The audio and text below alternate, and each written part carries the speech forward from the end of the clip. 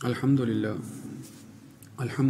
رب العالمين والعاقبة للمتقين والصلاة والسلام على نبيه الكريم أما بعد فأعوذ بالله من الشيطان الرجيم بسم الله الرحمن الرحيم ألم نشرح لك صدرك ووضعنا عنك وزرك الذي أنقض ظهرك ورفعنا لك ذكرك فإن مع العسر يسرا إن مع العسر يسرا فإذا فرغت فانصب وإلى ربك فارغب. وقال الله تبارك وتعالى إن الله وملائكته يصلون على النبي يا أيها الذين آمنوا صلوا عليه وسلموا تسليما. اللهم صل على سيدنا ومولانا محمد وعلى آل وأصحاب سيدنا ومولانا محمد وبارك وسلم علیہ. سامعین محترم، آج کا جمعۃ المبارک ربیع الاول کے مہینے کے آخری عشرے کے اندر جو ہے وہ آنے والا جمعہ ہے، اور ربیع الاول ہی کے سابقہ جو جمعے تھے ان کے اندر میں آپ کے سامنے رسول اللہ صلی اللہ علیہ وآلہ وسلم کی بعثت اور آپ صلی اللہ علیہ وآلہ وسلم کی آمد اور آپ کے صفات و کمالات کے حوالے سے کافی گفتگو کر چکا ہوں. اسی ضمن میں آج بھی سورہ الم نشرح کی تلاوت میں نے آپ کے سامنے کی ہے، اور یہ بھی آپ صلی اللہ علیہ وآلہ وسلم کے اوصاف، آپ کی خصوصیات، آپ کے فضائل، آپ کے اعلیٰ مناقب پر جو ہے وہ گواہی دینے والی سورہ ہے. اس سورہ کے اندر جو پہلی آیت ہے الم نشرح لک صدرک، علم حمزہ استفہامیہ ہے، علم کیا نہیں، نشرح شرح یشرح سے نشرح جمع متکلم کا صیغہ ہے. اللہ رب العزت نے خود اپنی طرف جو ہے وہ اس کی نسبت کی ہے، اور شرح کا مطلب ہے، لفظی مطلب تو اس کا نرم کرنا بھی ہے، کشادہ کرنا بھی ہے، وسیع کرنا، اور اصطلاحی طور پر آپ صلی اللہ علیہ وآلہ وسلم کے شرح صدر کی طرف بھی اشارہ ہے، شرح صدر کی طرف بھی اشارہ اس میں موجود ہے. تو کیا ہم نے آپ کے سینے کو کشادہ نہیں فرمایا؟ اللہ رب العزت فرما رہے ہیں رسول اللہ صلی اللہ علیہ وآلہ وسلم سے متعلق کہ کیا ہم نے آپ کے سینے کو کشادہ نہیں فرمایا؟ الم نشرح لک صدرک، صدر سینے کو کہتے ہیں، لک آپ کے لیے، صدرک آپ کے سینے کو، آپ کے لیے. اللہ رب العزت رسول اللہ صلی اللہ علیہ وآلہ وسلم کی یہاں پر جو ہے وہ تسکین قلب کے لیے یہ ارشاد فرما رہے ہیں. اس سے پہلے روایات کے اندر جب ہم پڑھیں تفصیل سے بات، تو یہ بات لکھی ہوئی ہے کہ یہ چونکہ مکی سورہ ہے، مکے میں ابتدائی دور سے اس کا تعلق ہے، تو مشرکین مکہ آپ کو کس قدر تنگ کیا کرتے تھے، کس قدر تکالیف پہنچایا کرتے تھے، کس قدر جو ہے وہ آپ صلی اللہ علیہ وآلہ وسلم کے خلاف اقدامات کرنے کے لیے بڑھ چڑھ کر جو ہے وہ کوئی نہ کوئی شرارت، کوئی نہ کوئی سازش، کوئی نہ کوئی ایسا کام کر رہے ہوتے تھے جس سے آپ کو تکلیف پہنچتی تھی، آپ کو ایذا پہنچتا تھا. تو لہٰذا آپ صلی اللہ علیہ وآلہ وسلم کی تالیف قلب کے لیے، دلجوئی کے لیے اللہ رب العزت خود فرما رہا ہے کہ کیا ہم نے آپ کے سینے کو کشادہ نہیں فرمایا؟ ہم نے آپ کے سینے کو بڑا کھلا، یعنی جتنی بھی غم ہیں، جتنی بھی تکالیف ہیں، جتنے بھی مصیبت کے پہلو ہیں، آپ صلی اللہ علیہ وآلہ وسلم ان پر سراپا صبر کا نمونہ ہیں. اگر وسعت قلبی موجود نہ ہوتی، دل کی کشادگی، سینے کی کشادگی موجود نہ ہوتی، اگر وسعت قلبی کا یہ عالم نہ ہوتا کہ جان کے دشمنوں کو بھی جو ہے وہ معاف کر رہے ہیں، تو کیا یہ صفات آپ صلی اللہ علیہ وآلہ وسلم کی بیان کی جا رہی ہوتی؟ یقیناً اللہ رب العزت جب بیان فرما رہے ہیں، اور اس وقت بیان فرما رہے ہیں جب ابھی غم اور تکالیف جو ہے وہ تھمنے کا نام نہیں لے رہی. صحابہ کو جو ہے وہ تکالیف پہنچائی جا رہی ہیں، صحابہ کو جو ہے وہ سزائیں دی جا رہی ہیں، ان کے خلاف جو ہے وہ اقدامات کیے جا رہے ہیں جو آپ کے جان نثار صحابہ ہیں.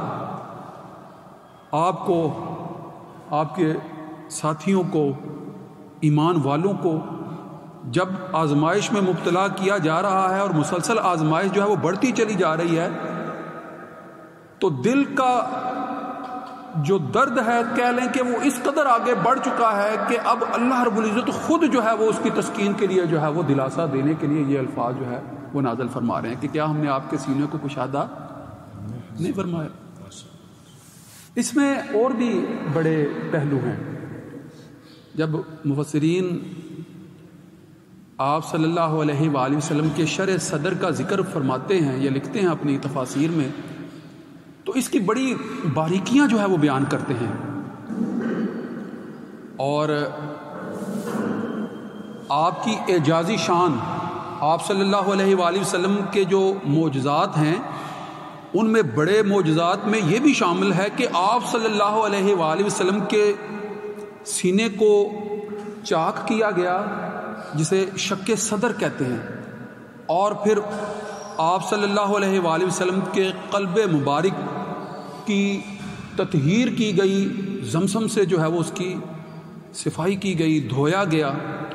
اور پھر جو ہے وہ سینے کے اندر اسی مقام پر جو ہے وہ دوبارہ دل کو رکھ دیا گیا. سیرت کی کتابوں میں یہ شق صدر کے نام سے واقعہ لکھا ہوتا ہے. اگر آپ سیرت کی کتابیں کھولیں تو شق صدر کے واقعات آپ کو ملیں گے کہ آپ صلی اللہ علیہ وآلہ وسلم کے سینے کو 3 دفعہ جو ہے وہ شق کیا گیا ہے، اور آپ صلی اللہ علیہ وآلہ وسلم کے قلب کو زمزم سے دھو کر دوبارہ اس کی اپنی جگہ پر رکھا گیا. اور اس دوران جو ہے وہ اللہ کی طرف سے خاص نور، خاص جو ہے وہ اللہ کی طرف سے جو ہے وہ عنایات، انعامات جو ہے وہ آپ کے قلب میں داخل کیے گئے. پہلا واقعہ شق صدر کا اس وقت پیش آیا جب آپ صلی اللہ علیہ وآلہ وسلم ابھی بچے تھے، چھوٹی عمر کے تھے. حضرت حلیمہ سعدیہ جو کہ آپ کی رضائی والدہ ہیں، ان کے ہاں جب آپ رہتے تھے ابتدائی سالوں میں، بالکل بچپنا، آپ جانتے ہیں کہ جب آپ صلی اللہ علیہ وآلہ وسلم کی پیدائش ہوئی ہے تو مکے کا یہی دستور تھا، مکے کے اندر جو ہے وہ یہی دستور تھا کہ اس کے مضافات سے، مختلف دیہات سے تعلق رکھنے والی عورتیں جو ہیں وہ مکے آیا کرتی تھی، اور بچوں کو یہاں سے لے جا کر، مکے شہر سے لے جا کر جو ہے وہ دیہات کے فطری ماحول میں ان کی پرورش کیا کرتی تھی. اور عربوں کے ہاں یہ رائج تھا، عربوں کے ہاں یہ بات رائج تھی کہ وہ اپنے بچوں کی پرورش دیہاتی ماحول میں اس لیے کرواتے تھے کہ ان کی زبان درست ہو، اس کے اندر فصاحت اور بلاغت جو ہے وہ پیدا ہو جائے، اور جو ہے وہ خالص دیہاتی ماحول کے اثرات کی وجہ سے ان کی شخصیت میں نکھار پیدا ہو. لہذا عربوں میں یہ دستور تھا. اسی دستور کے مطابق جب حضرت حلیمہ سعدیہ رضی اللہ تعالی عنہا آپ صلی اللہ علیہ وآلہ وسلم کی جب پیدائش ہوتی ہے تو حضرت عبد المطلب کے پاس آتی ہیں، تو آپ صلی اللہ علیہ وآلہ وسلم کو ان کے سپرد کر دیا جاتا ہے. اور وہی واقعات جو اونٹنی سے متعلق لکھے گئے ہیں کہ جس کو چلنے سے بھی جو ہے وہ، جس کے اندر چلنے کی بھی صلاحیت نہیں تھی، بڑی مشکل سے چل رہی تھی، کمزور تھی، لاغر تھی، جب آپ صلی اللہ علیہ وآلہ وسلم جو ہیں حضرت حلیمہ سعدیہ کی گود میں آتے ہیں تو وہی اونٹنی جو ہے وہ جس سرعت اور تیزی کے ساتھ جو ہے وہ اپنی منزل کی طرف روانہ ہوتی ہے، اس کی شان بھی جو ہے وہ دیکھنے کے لائق تھی. تو لہٰذا ابتدائی 2 سال حضرت محمد مصطفیٰ احمد مجتبیٰ وہاں پر آپ کی رضاعت میں رہتے ہیں، دیہاتی ماحول کے اندر پروان چڑھتے ہیں. وہ بکریاں جو پہلے مشکل سے تھوڑا بہت دودھ دیا کرتی تھیں، اب ان کا دودھ جو ہے وہ اتنا زیادہ ہوتا ہے کہ جو بچے ان کے اپنے ہیں ان کی بھی ضرورت سے زائد ہو جاتا ہے، ان کی بھی ضرورت سے زائد ہو جاتا ہے. یہ معجزات تو دیکھنے والے دیکھ رہے تھے، یہ اعجازی شان جو ہے وہ آپ کی دیکھنے والے تو دیکھ رہے تھے، اور بیان کرنے والوں نے سیرت کی کتابوں میں بیان کی ہیں. پھر جب آپ صلی اللہ علیہ وآلہ وسلم کو چھوڑنے کا، واپس کرنے کا وقت آیا تو دل مطمئن نہیں ہو رہا تھا، لہٰذا آتی ہیں اور مزید اپنے پاس رکھنے کی اجازت لے کر دوبارہ جو ہے وہ لے جاتی ہیں. اور پھر کافی جو ہے وہ سالوں تک جو ہے وہ، بعض روایات میں 6 سالوں تک جو ہے وہ 6 سال کے قریب کے عرصے تک آپ صلی اللہ علیہ وآلہ وسلم حضرت حلیمہ سعدیہ کی پرورش میں رہتے ہیں، رضاعت میں رہتے ہیں. تو اس دوران شق صدر کا واقعہ ہوا، اور سیرت نگاروں نے لکھا ہے کہ جب آپ صلی اللہ علیہ وآلہ وسلم کے سینے کو کھولا گیا تو آپ کو کسی قسم کا کوئی درد محسوس نہیں ہوا، کہ محض سینہ جو ہے وہ گردن کے قریب سے لے کر جو ہے وہ ناف تک جو ہے وہ کھول دیا گیا ہے، کاٹ دیا گیا ہے، چیر دیا گیا ہے، اور پھر اس کے اندر سے قلب جو ہے وہ نکال کر سونے کی تشتری کے اوپر رکھ دیا گیا ہے، جس کے ساتھ جو ہے وہ زمزم سے بھرے ہوئے جو ہے وہ پیالے جو ہے وہ موجود ہیں. تو جب وہاں پر رکھ دیا گیا ہے تو بڑی عجیب بات ہے نا کہ دل جس پر زندگی کا انحصار ہوتا ہے، دل جس پر زندگی کا انحصار ہوتا ہے، دھڑکن چل رہی ہے تو زندگی چل رہی ہے، دھڑکن رک گئی ہے تو زندگی ختم ہو گئی ہے. آپ صلی اللہ علیہ وآلہ وسلم کے قلب اطہر کو آپ کے سینے سے نکال کر تشتری پہ رکھ دیا گیا ہے، قلب اندر موجود ہی نہیں ہے. اور آپ صلی اللہ علیہ وسلم فرما رہے ہیں کہ جب بعد کے جو شق صدر کے واقعات ہوئے، یہ بھی بچپن کا واقعہ کہ میں اپنی آنکھوں سے یہ سب دیکھ رہا تھا. آپ صلی اللہ علیہ وآلہ وسلم اپنی آنکھوں سے دیکھ رہے ہیں، کوئی درد کا احساس نہیں ہے، کوئی تکلیف نہیں ہے. اور دل جس پر زندگی کا انحصار ہے وہ دل تشتری پر پڑا ہے، اور آپ یہ منظر دیکھ رہے ہیں. اور اس دوران جو ہے وہ آپ زندہ اور زندگی کی کیفیت میں ہیں. تو معلوم یہ ہوتی ہے بات کہ آپ صلی اللہ علیہ وآلہ وسلم، آپ کی زندگی کا انحصار صرف قلب کی حرکت پر نہیں ہے، آپ اللہ کے حکم سے ہمیشہ سے زندہ ہے اور ہمیشہ زندہ رہنے والے ہیں. یہ اللہ کے حکم سے. اب یہ نہ سمجھیے گا کہ اس ہمیشگی کی زندگی میں جو ہے وہ ویسی زندگی شامل ہے جیسے اللہ تعالیٰ جو ہے وہ ہمیشہ سے قائم اور ہمیشہ سے زندہ ہے. یہ اللہ کی عطا کردہ زندگی سے زندہ ہے. لہٰذا حیات رسول کا مسئلہ بڑا اہم ہے. بعض لوگ اس پر جو ہے وہ بڑی تفصیل سے گفتگو کرتے ہیں، مگر یہ شق صدر کا واقعہ ہمیں بتاتا ہے کہ آپ صلی اللہ علیہ وآلہ وسلم کی زندگی جو ہے وہ ایسی زندگی نہیں ہے کہ جیسے عام لوگوں کی زندگی ہے. آپ کو جو ہے وہ روح کائنات یا جانے کائنات اگر کہہ کر مخاطب کیا جا رہا ہے تو یہ بات سمجھنی چاہیے کہ رسول اللہ صلی اللہ علیہ وآلہ وسلم کی ہی وجہ سے اس کائنات کا نظام جو ہے وہ رواں دواں ہے. آپ صلی اللہ علیہ وسلم اگر وہ نہ ہوتے تو کچھ نہ ہوتا، وہ ہیں تو سب کچھ ہے. آپ کی حیثیت کائنات کے اندر ایسی ہے. لہذا پہلا جو شق صدر کا واقعہ بچپن میں ہوا نا، تو آپ صلی اللہ علیہ وآلہ وسلم کہ دل کو جب زمزم سے دھویا گیا تو خون کے جو کالے چند لوتھڑے تھے وہ نکال دیے گئے اس کے اندر. لہٰذا یہ شق صدر اس لیے ہوا کہ اب آپ شیطانی یا ابلیسی اثرات سے محفوظ ہو جائیں. یہ شق صدر اس لیے تھا. پھر دوسرا شق صدر کا واقعہ کب پیش آیا؟ جب آپ نے بعثت کی عمر کو پہنچے، اعلان نبوت کی عمر کو پہنچے. جب اعلان نبوت فرمایا تو اس سے پہلے آپ صلی اللہ علیہ وآلہ وسلم کے ساتھ یہ واقعہ دوبارہ پیش آیا، اور اسی طرح سینہ چاک کیا گیا. قلب کو جو ہے وہ تشتری پر رکھ کر جو ہے وہ آب زمزم سے جو ہے وہ دھویا گیا. سونے کی تشتری کا ذکر ہے. سونا وہ دھات ہے کہ جس کو نہ زنگ لگتا ہے، نہ جو ہے وہ مٹی اس کو جو ہے وہ متاثر کر کے جو ہے وہ ختم کر سکتی ہے، اور نہ ہی جو ہے وہ یہ جلد کو جو ہے وہ نقصان دہ اثرات جو ہے وہ پہنچاتا ہے. یہ ایسی دھات ہے، ایسی دھات ہے. سونا جوہر ہے، اور آگ کا اثر بھی جو ہے وہ اس پر نہیں ہوتا ہے. آگ سے بھی جو ہے وہ کافی حد تک جو ہے محفوظ رکھنے والی یہ دھات ہے، اس طرح سے اثر نہیں ہوتا ہے. تو اس تشتری پر جب آپ صلی اللہ علیہ وآلہ وسلم کا قلب اطہر جو ہے وہ رکھ کر دھویا جا رہا ہے، تو اب جب دوسری دفعہ دھویا گیا ہے تو اس وقت کیا؟ اس وقت آپ کے قلب میں جو چیزیں داخل فرمائی گئی اس کی وجہ سے قلب کے اندر ایسی مضبوطی آ گئی کہ اب قلب جو ہے وہ وحی کے تحمل کے لیے جو ہے وہ تیار ہے۔ غور کریں نا کہ وحی کے نزول سے پہلے دوبارہ شق صدر ہو رہا ہے اور دوبارہ جو ہے وہ قلب کی تطہیر کی جا رہی ہے، قلب کو جو ہے وہ پاک کیا جا رہا ہے، اس کو دھویا جا رہا ہے، اور قلب کے اندر جو ہے وہ اللہ تعالیٰ اپنے انوار جو ہے وہ داخل فرما رہا ہے، تو ان کی برکت سے قلب کو ایسی مضبوطی آتی ہے کہ وہ کلام الہی کہ جس کلام الہی کے متعلق اللہ رب العزت خود فرماتے ہیں کہ اگر ہم اس کو پہاڑ پر نازل فرماتے تو وہ اللہ کے ڈر سے، اللہ کے خوف سے ریزہ ہو جاتا۔ لہذا اس شق صدر کے واقعے کے بعد آپ صلی اللہ علیہ وآلہ وسلم کا قلب اطہر ایسا مضبوط ہو جاتا ہے کہ وحی الہی کا جو ہے وہ تحمل کرنے کی صلاحیت اس میں پیدا ہو جاتی ہے۔ غور کرنا چاہیے۔ اور تیسرا شق صدر کا واقعہ معراج سے پہلے ہوا، واقعہ معراج سے پہلے۔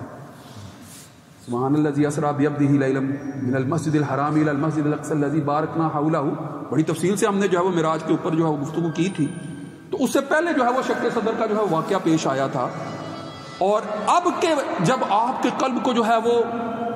دھویا گیا ہے اور جو اس کے اندر جو ہے وہ انوار اور فضیلتیں داخل کی گئی ہیں، تو ذرا غور کریں کہ ان کا اثر کیا ہوا کہ آپ صلی اللہ علیہ وآلہ وسلم اب رب کے حضور پیش ہونے جا رہے ہیں، رب سے جو ہے وہ دو بدو ملاقات ہونے جا رہی ہے، قاب قوسین او ادنا، اس سے بھی کم کا فاصلہ جو ہے وہ اب آپ کے اور رب کے درمیان ہونے جا رہا ہے، وہاں گفتگو ہونی ہے، وہاں آپ صلی اللہ علیہ وآلہ وسلم نے آپ اپنے رب کے حضور جو ہے وہ مناجات پیش کرنی ہے۔ تو اب اللہ کے حضور پیش ہونے سے پہلے جس مضبوطی اور جس تحمل کی قلب کو ضرورت تھی، اب وہ قلب کے اندر داخل کیا جا رہا ہے کہ رب کے حضور جو ہے وہ پیش ہو۔